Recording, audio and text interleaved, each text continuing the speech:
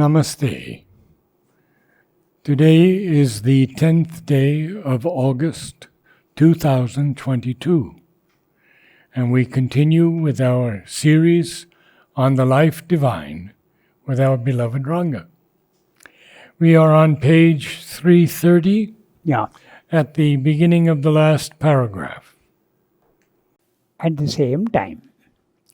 So, since we have this session once a week only, we are likely to forget what we have read earlier. So just a brief summary statement of what the chapter is about and what he is about to say. The chapter is about the indeterminable, indeterminates and determinates. This relates to the principle of the one becoming the many. And that one which is there splits itself up into many in a sequence. Just like even living cells, how they divide themselves and become so many different types of tissues in the body. So, the one is the Satchidananda. Although we speak of Satchidananda as Sat, Chit, Shakti, Ananda, actually it is one single thing. They are not divided. It's an integral organic oneness. It's not a collection of Sat, Chit, Shakti, Ananda. It's organic and it is one. And that one becomes the many in the physical world. And this is a process which does not end. It keeps on going. It is still going on. There are new products, new materials which are being created by nature. There are new species which are created by nature in the plant life, in the animal life, and so many different types of everything you can think of. Species, fishes, birds, everything. There's a continuous one becoming the many process. So, again to get back to that one, first of all it divides itself into the fundamentals, what Sri Aurobindo calls Sat, Chit, Shakti, Ananda and the supermind. This being one splits itself into so many things. Sat becomes substance, and in the world, at the end product, there are so many different elements: gold, silver, platinum, oxygen, hydrogen, so many different things. The one has become the many. The one Sat is one single substance, undivided and one infinite and eternal. That becomes everything here in the physical world, the many. Similarly, consciousness also can become so many different types of consciousnesses. Mental consciousness, vital consciousness, physical consciousness, spiritual consciousness, and the consciousness of the divine. All these are the many. Then we have the power. The power also is one, but it becomes so many different things in the physical world. I am not talking of the intermediate things, but the one becomes so many different types of power. Energy. We have electrical energy, we have muscular energy, we have mechanical energy, we have chemical energy, we have nuclear energy. And there is no end to the process. Then what about Ananda? Ananda also splits itself into so many different types of Anandas. There can be a physical Ananda, there can be a vital Ananda, a mental Ananda, and Sri Aurobindo has listed all the Anandas that he has: Tivrananda, Vaidyutananda, Ahaitukananda, Heitukananda, so many different types of characteristics of Ananda. So this is basically what he's talking of in this chapter. And at the highest level, indeterminable. In the middle, at every stage, what is meant by indeterminate means it cannot be determined by features, characteristics, color, shape, form. These things are missing or at least less. If we take any one in the middle, the one immediately, the one above it which is originating it is the indeterminate, and it produces a determinate. Just like as I said, molten metal can create plates and wires and whatnot.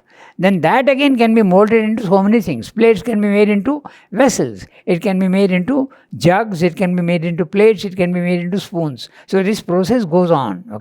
So now what he is talking about is Sat, Chit, Shakti we have decided. Now he is going to tell you how knowledge, consciousness in this spreads itself. This is what we are going to read today. This is the background. Now, at the same time, we are on page 330 and towards the end of the page.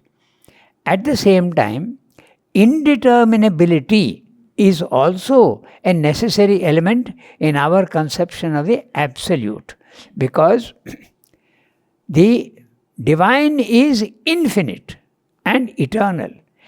If he has got features, then he is limited. So therefore, he must have a one particular stage, maybe at the highest level, where he has no features at all. Otherwise, he can't be infinite. So the moment you have features, you are defining it and you are determining it. So that's what he's saying here. At the same time, indeterminability is also a necessary element in our conception of the absolute. If we think of the absolute as infinite, it must be at one time, he cannot be restricted to any one determinates or any determinate features. That's what is meaning. So necessarily you have to think of the divine as infinite and indeterminable. And in our spiritual experience also, not only conception but spiritual experience also, this is constantly keeps on saying. Logic demands that your conception of him must be indeterminability. At the same time, you must be able to experience it. It's not only a question of the mental knowledge, but it must also be a spiritual fact. That's what he's saying. This is the other side of the supramental regard, regard on beings and on things. On beings, that means creatures, and on things. The absolute is not limitable or definable by any one determination or by any sum of determinations. It's not that the divine can be said to be, oh, he is this, he is this, he is this, he is perfect, he is all-knowing, he is all-powerful, he is omnipresent. That's not, it's not a sum. It is something much more than the sum. Just like our body is not a sum of liver, heart, lungs, veins and bones. We are much more than that. We are an organic whole which takes care of all these things. So it's not a summation, it's a organic whole. That's what he's saying. Our body is certainly not the summation of all our organs, much more than that. Okay, so that's what he's saying.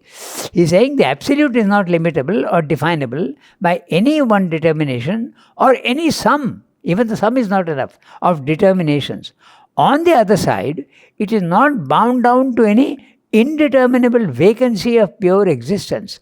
Does that mean that necessarily the divine is limited to his unlimitedness? That's what he's saying. He says it is not so. He is free to take limitations and he is free to become unlimited. That's the nature of the physical world. Okay, so look at the word, very interesting. He is not bound down to an indeterminate vacancy of pure existence. He is not vacant. He is not absolutely nihil, okay? Which is the conception of certain, the Buddhist conception is there, the Mayavada conception is there. It is not like that. On the contrary, it is a source of all determinations. It itself produces all the determinations. Exactly like to understand this principle is very easy, the tree and the seed. If you blow up the seed, you will not see leaves in it, you will not see fruits in it, leaves, flower, fruits, you won't see all these things. And yet it has the capacity to produce all these things. These are the determinations, but the seed itself is indeterminate of all these features. Yet it has the capacity to produce all these things. So that's exactly the nature of the divine. If you look at him, he seems to be free of everything. Yet he is capable of tying himself down to features and characteristics. Okay? So, on the contrary, it is source of all determinations. Its indeterminability is the natural, the necessary condition, both of its infinity of being and its infinity of power of being. So, not only of being, which is substance, but also power. Okay? It can be infinitely all things, because it is no thing in particular and exceeds any definable totality. So definable totality even. That earlier he said sum. He is not a summation of everything that is possible in the world. If you say this, I go on, adding everything, you'll never exhaust it. He is much more than all that. I think it's in the synthesis where he says, all that is he. Yes. And he is the more than all that is. Yes, that's right. That's what he's saying here. Okay? Infinity. So, this infinity extends to substance, which is being, and power also. It can be infinitely all things, because it is no thing in particular and exceeds any definable totality. It is this essential indeterminability of the Absolute that translates itself into our consciousness through the fundamental negating positives of our spiritual experience. Now, the negating positives of our spiritual experience. And what is that? The immobile, immutable self. It's a positive, but you are limiting him to a immobile, immutable self. There is a spiritual experience where you enter into a consciousness which is immutable, the self. Okay? And people think that that's the ultimate reality. In spiritual experience, so convincing. But he is not limiting himself only to that. That's the whole point. That's what the Mayavadins make an error. That's where the Buddhists also make an error. Okay? That they think that this is the ultimate. Why do they think it's the ultimate? Because it is so satisfying that you feel, this is the best. Because you are released from suffering, you are released from limitation, you are released from incapacity, and you are released also from all negative things. All your wrong thoughts and all this come out, and you feel yourself to be absolutely free. That's a mukti. Liberation. Or, what is it? Salvation is the word they use also in Christianity. Salvation. So, that is the reason why they get stuck there. But there are spiritual giants like Sri Aurobindo who say that wait. It's a negative absolute. It can't be. So I want something, a positive absolute. I don't want a negative absolute. So that's what he's saying here. On the contrary, it is a source of all determinations. Its indeterminability is a natural, the necessary condition both of its infinity of being and its infinity of power of being. It can be intimately all things because it is no thing in particular and exceeds any definable totality. It is this essential indeterminability of the Absolute that translates itself into our consciousness which is limited, through the fundamental negating positives of our spiritual experience. And what are they? The immobile, immutable self, the nirguna Brahman, nirguna, featureless. You experience the self as featureless. No color, no form, no shape, nothing. Absolutely free of all characteristics. So that's what he's saying. So the description is, it's a negative positive. It's a negative positive. So what would be the positive? We will come to that. Okay. So, of our spiritual experience, the immobile, immutable self, the nirguna Brahman, the eternal without quality, the pure, featureless one existence, the impersonal, the silence, void of activities, the non-being, the ineffable, and the unknowable. He has taken the trouble of giving you 10 adjectives where he is saying there are no adjectives possible there. Okay, so just see. He is saying it's a negating positive. And what is it? Immobile, immutable self. Absolutely static, infinite, eternal. The nirguna, no qualities at all, qualityless. Okay. Brahman, the eternal, without qualities. Okay. In describing it, he is also describing the negativity, but it's also a positive. That's what the fun is. Okay. So, the pure, featureless one. So, pure, featureless one, existence. the impersonal, the silence, void of activities, the non-being, the ineffable, and the unknowable. So he has added the non-being because it seems to be nothing at all. Okay. So this can be interpreted as something seemingly non-existent but can produce all existences. Normally, to explain to the children, I give this image, okay, of a glass of water on your table. Okay, it's absolutely pure, without any dirt, nothing, and it is absolutely without any movement at all, no impurity in it. Now, in your consciousness, make that glass larger, larger, larger, larger, the water is there in it, and now in your consciousness, that glass has extended itself to infinity. Now, such an extent that you don't see the glass at all. What are you seeing? If you say nothing, you are a Buddhist.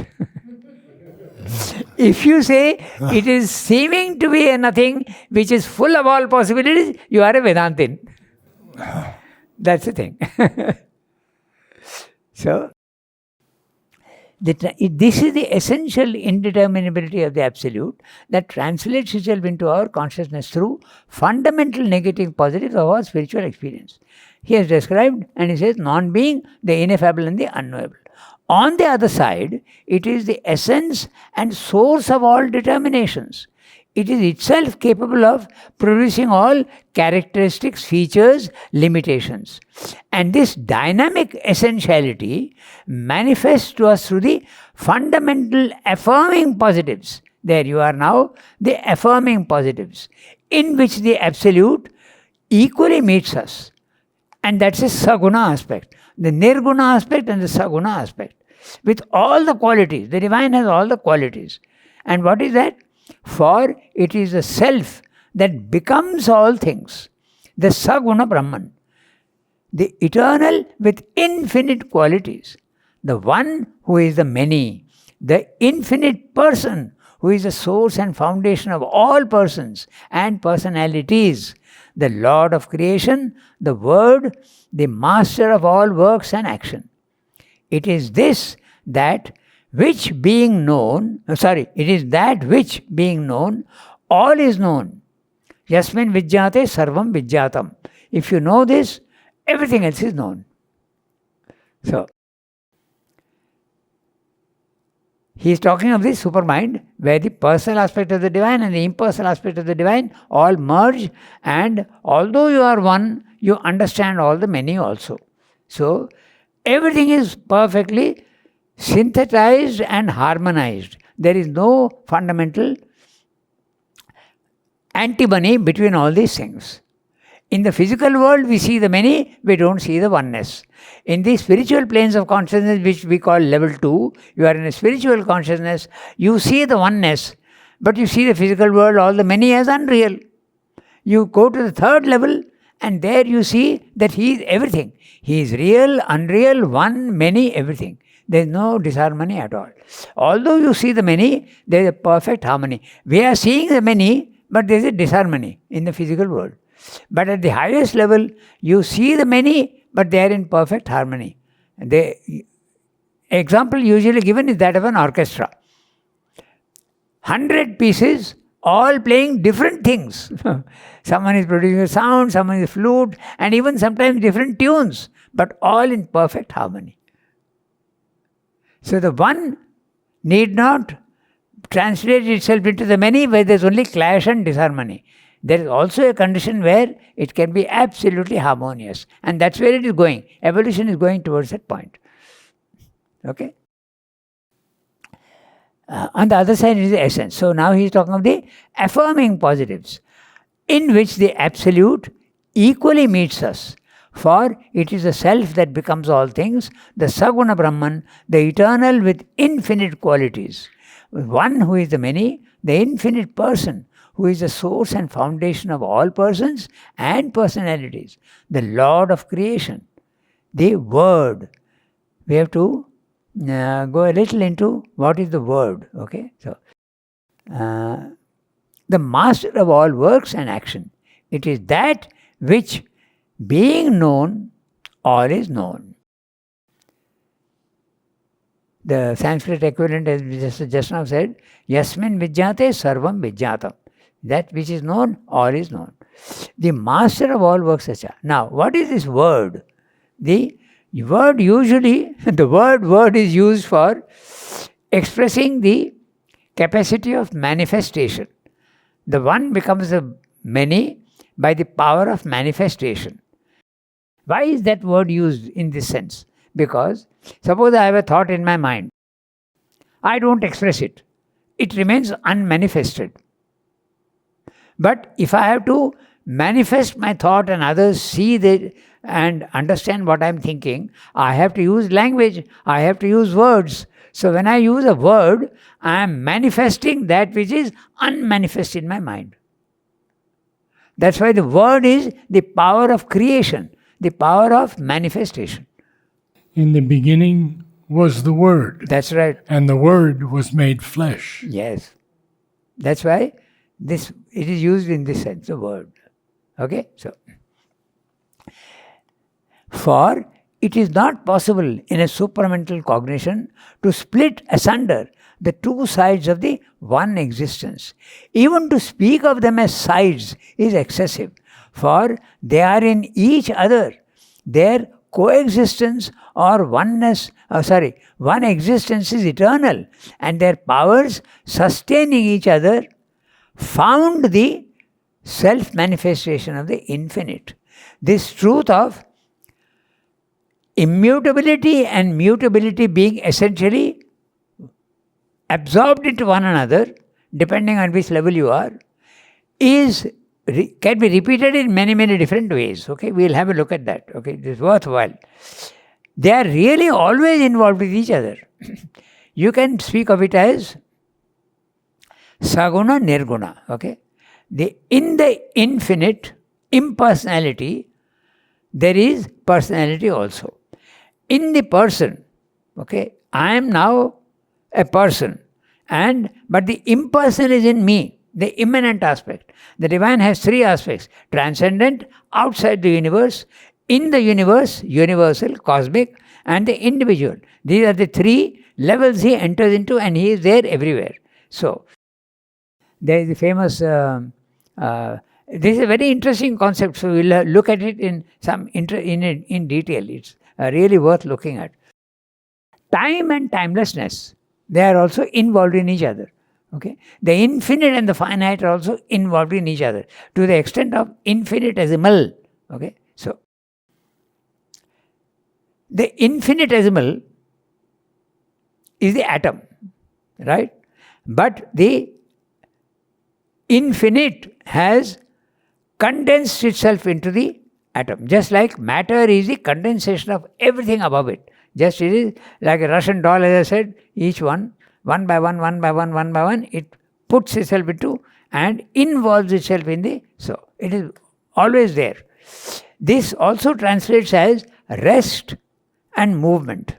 They are also always the same. So, rest and movement are involved in each other. We'll look at each of these one by one, okay? First, let's think of the infinite and the infinitesimal. I go back to that famous quote of William Blake, okay? To see a world in a grain of sand. The whole world can be contained in a grain of sand, okay? And to see and hold heaven. And heaven in a wild flower, hold infinity in the palm of your hand and eternity in an hour. So this gives you the infinitesimal and the infinite are involved in each other. Number one. Number two, even the human being, he has the divine within him, and the divine is infinite. I am finite, but I have and that's why I can become the cosmic consciousness I can get. So that is another way of looking at it. What about rest and action? Okay, that's very interesting. Time and timelessness. Okay, that can be very interestingly if you look at the clock. Okay, look at the clock and think of the second hand. It is resting and moving every second. It is resting and moving. When it is moving 1 second, my perceptions will tell me, oh, it is resting, oh, it is moving, oh, it is resting, oh, it is moving. But now they are really the same. How? Reduce that to half a second. Reduce that to 1/4 of a second. Reduce that to 1/1,000,000th of a second. There is rest and there is movement, but you will see only movement. So in the movement there is rest. When Mother says, unless you understand that Sri Aurobindo and I are one, Yes. can you? That's what I was going to come to next. Purusha and Prakriti. Purusha and Prakriti also are involved in each other. Consciousness and power. Okay. Now look at the physical world. Look at matter. Powerful. Consciousness is there, but we don't see it. It is inactive. It is there lying potent. Come to the self. Consciousness is 100%. Immutability, no power. So they are always involved in each other and seem to be opposite to each other. But they are always together. Purusha and Prakriti are always together. Rest and action are always together. The infinite and the finite are always together. The whole world is one complex web of all these things. No, I have read where Sri Aurobindo says, in the formless, form is already there. That's right. That again can be understood by the seed and the tree. Okay. Yeah. All the forms, the leaves, the fruits, the flowers are all there in the formless in the seed. And that's also the principle of our own body also. In the chromosomes, all the characteristics of the color of your skin, your bone structure, your muscle tissue, everything, cartilage tissue, everything is there, characterized, and it is there. And now it is possible even to do genetic engineering at that level. So this is how they are involved in each other. So Saguna and Nirguna, they can be experienced separately, but they are really one. So one should not get confused. That's what they are saying here in this para. Okay? So, and I'm reading that last sentence again, which we have discussed just now. For it is not possible in a supramental cognition, not our cognition, supramental cognition, to split asunder the two sides of the one existence. Even to speak of them as sides is excessive. The Saguna and the Nirguna, the qualityless and the qualitied, Purusha, Prakriti. You can't even speak of them as two separate things becoming one. They are absolutely one. Even to speak of them as sides is excessive, for they are in each other. Their coexistence or one existence is eternal, and their powers sustaining each other, the self-manifestation of the infinite. Okay? So, determinability and indeterminability also fits into this picture. All that is indeterminable at our level contains all the determinates. The indeterminate contains the determinates. And this process is endless. It goes on and on and on and on. Okay. Like if you take life for instance, okay, life is something general which contains all forms of life. It can be vegetable life, it can be animal life. Okay. Now if you take only the animal life, science divides into two, vertebrates and invertebrates. And the vertebrates are divided usually into again 5 classes. Our conceptions go on changing. So this is what I had learned in school. Okay, mammals, fish, amphibians, birds, and what else? There are 5 categories. Okay, then take only mammals. They can become dogs, they can become cats, they can become horses, they can become so many different types. Now take only horses. They can also become so many different types of horses, so many different types of dogs. Pomeranians, Alsatians, whatnot. You go on and on. So this process is continuous. Nature is going on, producing things. It has not yet exhausted itself. It has got infinity to do it. It's in no hurry at all. So, but neither is the separate cognition of them entirely an illusion or a complete error of the ignorance.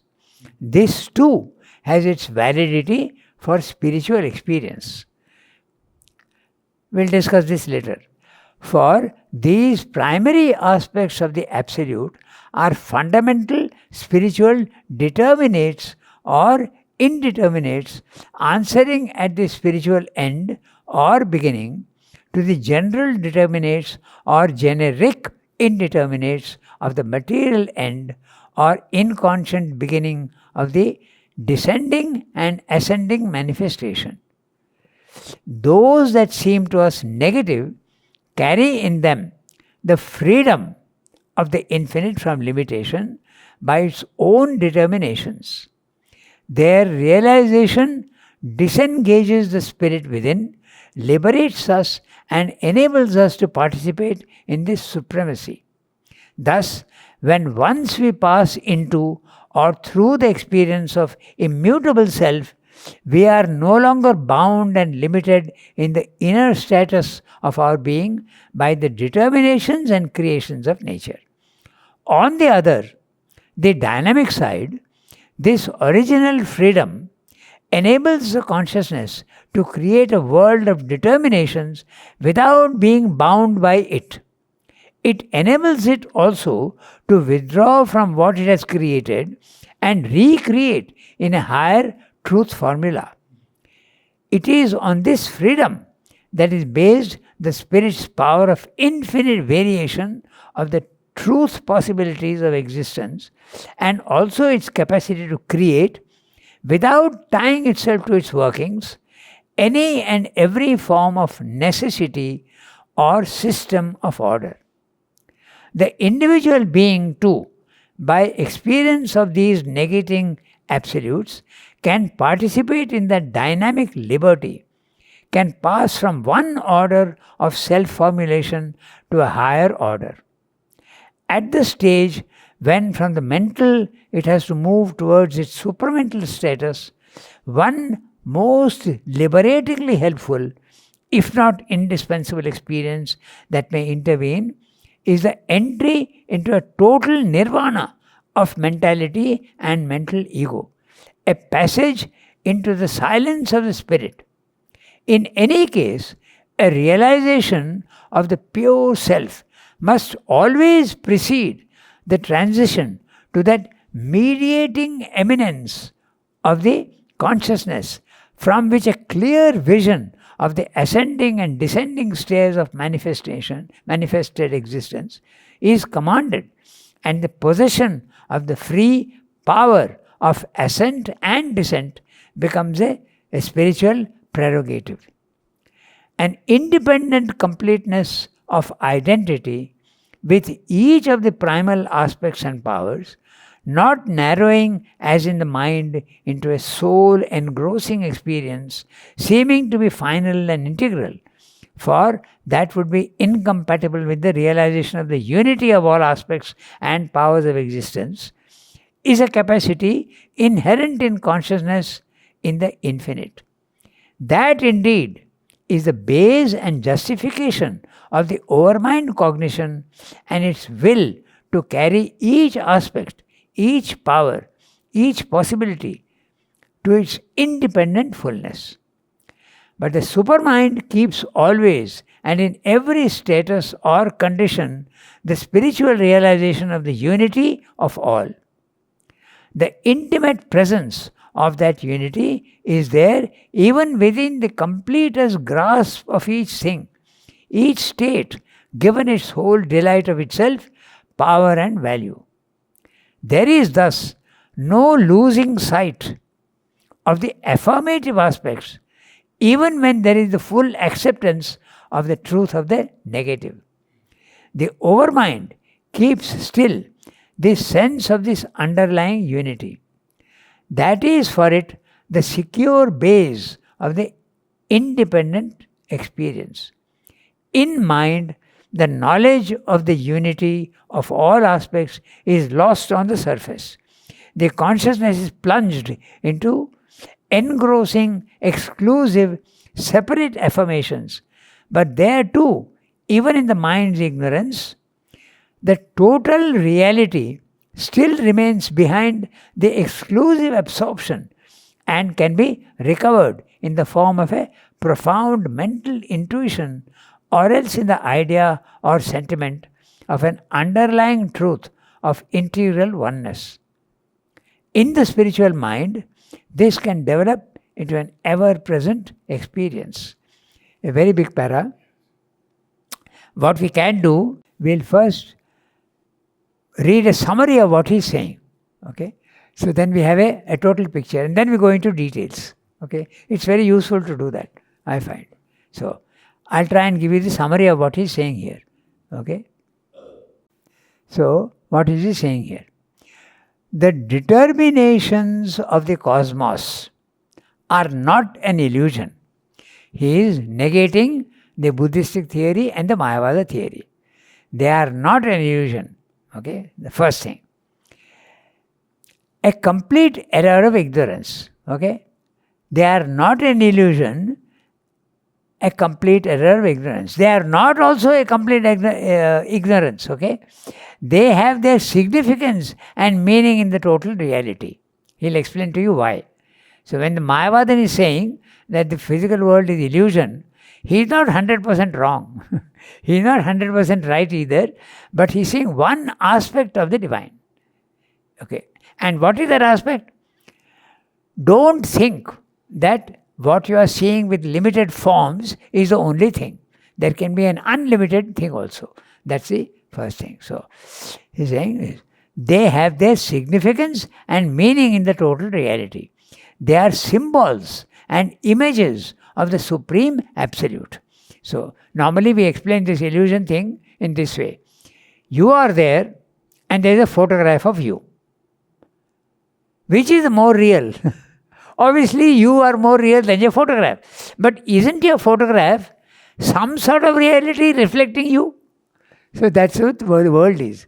The world is an image. It's a photograph of, but it's only a piece of paper. And yet it is representing you. So in that sense, the world is only forms, but they are not absolutely unreal. They represent the divine. So they have their significance and meaning in the total reality. They are symbols and images of the Supreme Absolute.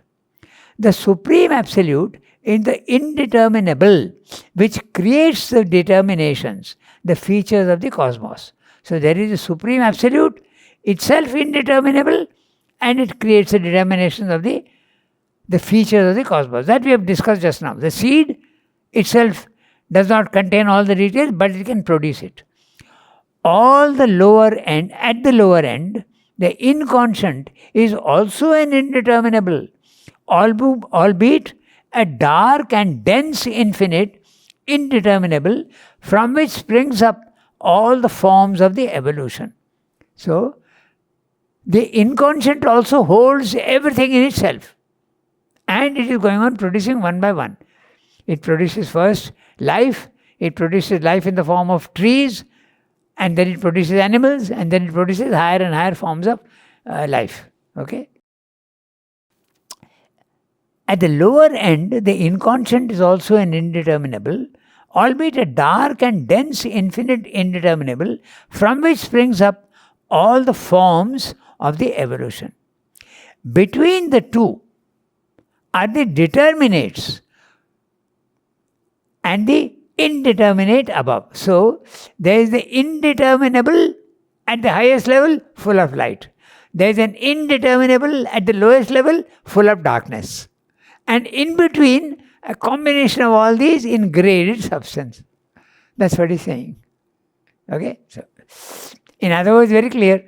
The animal has got knowledge, but it is inferior to man. Its knowledge is inferior to man. In matter, there is no knowledge at all. Take a worm. Its consciousness is less than that of a cat. Even in the animal world, a chimpanzee or a dolphin is more intelligent than a cat. Okay, they have got tremendous intelligence. Come to a man, he is even more intelligent than this. Come to a yogi, he is even more intelligent. So there are grades of determinability and combination of all these things. So the higher you go, the more infinite and the more indeterminable, and the lower you come, the more determinate, the more fixed, and the more formed.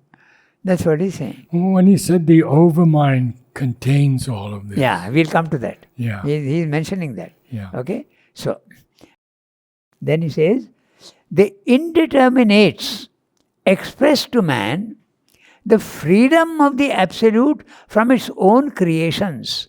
So, when you experience the self, the immutable self, why do you have to Why do you have to experience that?